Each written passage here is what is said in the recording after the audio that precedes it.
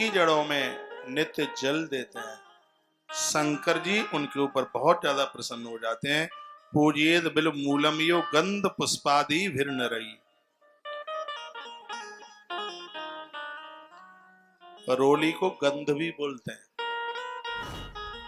रोली को कुमकुम भी बोलते हैं, रोली को गंध बोलते हैं, रोली को गंध भी बोलते हैं। और वर्णन है कि बेल वृक्ष साक्षात शंकर का रूप है।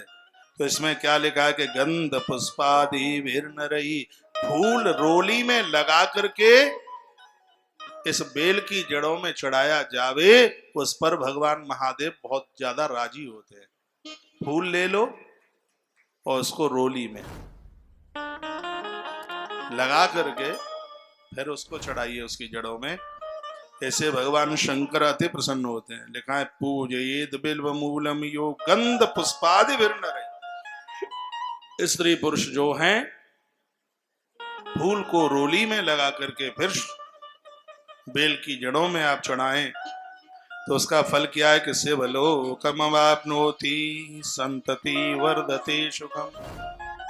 मृत्यु पर्यंत, मृत्यु के समय पर तो भगवान का धाम मिलेगा और पूजा आप कर रहे होंगे, आपकी संतान को सुख प्राप्त हो रहा होगा। स्पष्ट लिखा है, सीधी सी बात है। बाढ़हि पुत्र पिता के धर्मा,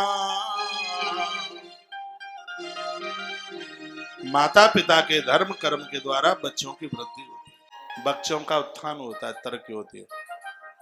कि नहीं, बच्चों की, भाई लोगों की तरक्की हो रही हो तो ये मन सोच लेना कि इसका प्रभाव तुम्हारे पुरुषार्थ का ही है। इसमें माता पिता की तपस्या बहुत फलीभूत है। एक प्रसंग रामायण में आता है, महात्मा अगस्त ने कहा था कि राम तुम बड़े बड़भागी हो, भाग्यशाली हो, इस वन में तुम आए और तुम्हें संतों का दर्शन हो रहा है। राम जी की आंखें अश्रुपूरित हो गई और कहा गुरुदेव इसमें मेरी कोई तपस्या नहीं है, ये तो मेरे माता पिता का तप है, उस प्रभाव से उनके बच्चों को आप संत महापुरुषों का दर्शन हो रहा है। ये और क्या क्या लिखा है कि बिल्व मूले दीपमालाम या कल्पियत सादरम सतत्व ज्ञान संपन्नो महेशांतर्गतो भवेद।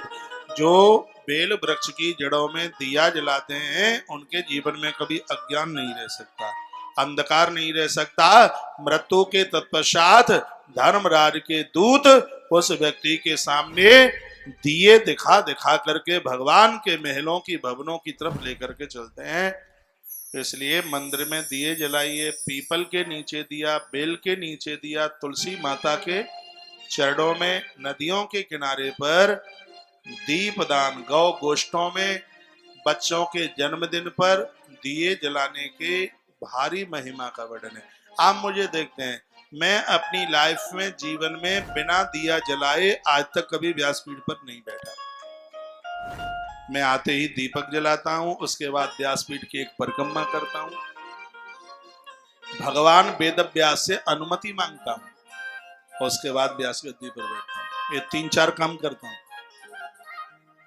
आते हुए सबसे पहले दिया, उसके बाद परिक्रमा, दूसरा काम।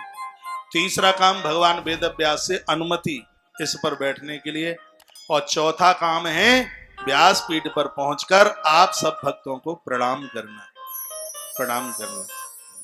मैं कहता हूं हमारी राम राम ले लीजिए, हमारा प्रणाम ले लीजिए। भगवान की कृपा से 2 शब्द आज फिर आपको कुछ सुनाने को आ गए हैं, भगवान की कृपा से।